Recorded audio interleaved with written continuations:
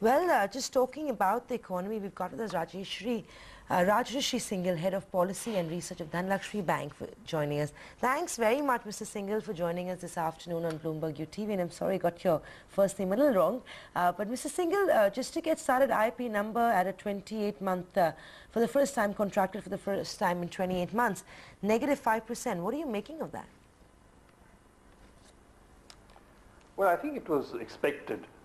We didn't expect it to fall so deep and so sharp, but we did expect a contraction. Our estimates had shown that it would contract by about 1.5%, but we didn't expect this sharp contraction of minus 5%. Very clearly, the economy is in slowdown mode.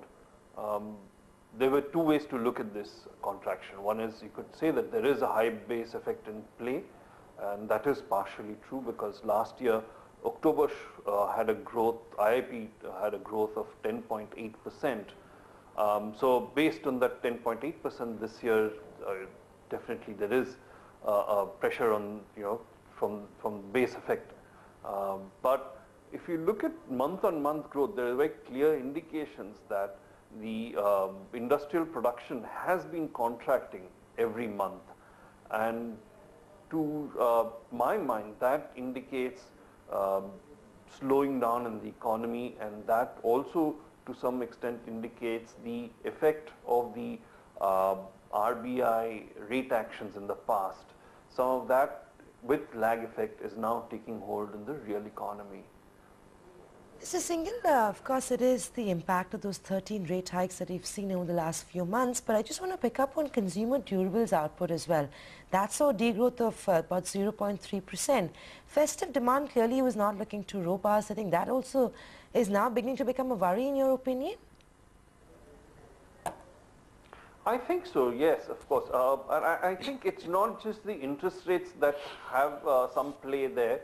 I think demand for consumer durables is also dependent to a large extent on the interest rate environment, because given the facility and easy availability of loans for buying consumer durables, a lot of consumers for consumer durables today prefer to buy on credit, and some of the aversion to credit is now reflecting in the negative growth in consumer durables. And I think it's very clearly an indication that high interest rates and high inflation are today spooking consumer preferences, so to speak.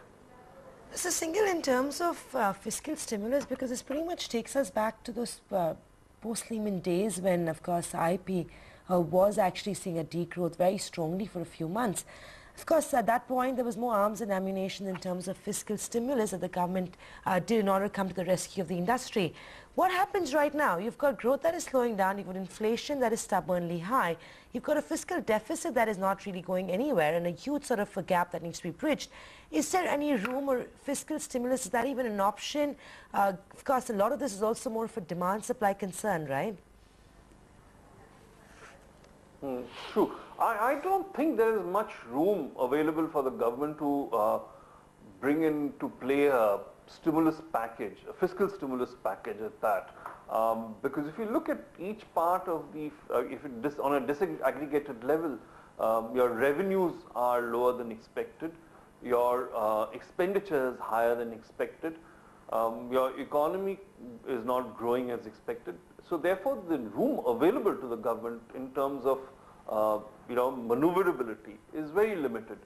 So I don't think the government actually has room to introduce a fiscal stimulus package at this point of time.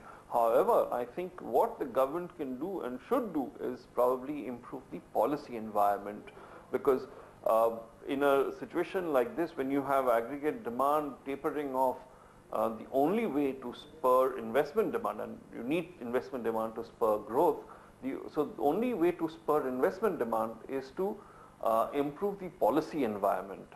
And I think everybody should get together. I think all the opposition parties, all of the political parties should get together and ensure that the policy environment is conducive to improving investment demand today. Singhal, 16th of December, what is your expectation? A pause like most people expect, or is cut in CRR a possibility? After Subir Gokran indicated that earlier last week that a cut in CRR is actually under consideration. Is there even a case for that? Because liquidity, I believe, in the banking system for now is comfortable.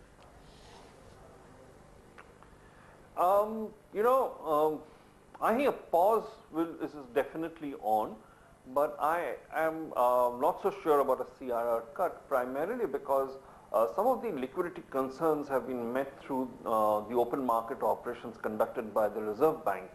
And even if they do implement a CRR cut, the additional liquidity will, I think, evaporate in no time given the government's increasing appetite for borrowings, for market borrowing. So therefore, I see very little impact of a CRR cut on the economic environment at least. So I expect a pause in rate action, but I do not see a CRR cut coming. I may be proved wrong, but that's where it is. Right. Thanks a ton, Mr. Singhal, for joining us. That's the view coming in. A pause from the Thank RBI you on the very much. 16th of December. A cut in CRR pretty much ruled out for now, but who knows what happens in the next couple of days. It's going to be a bumpy ride ahead.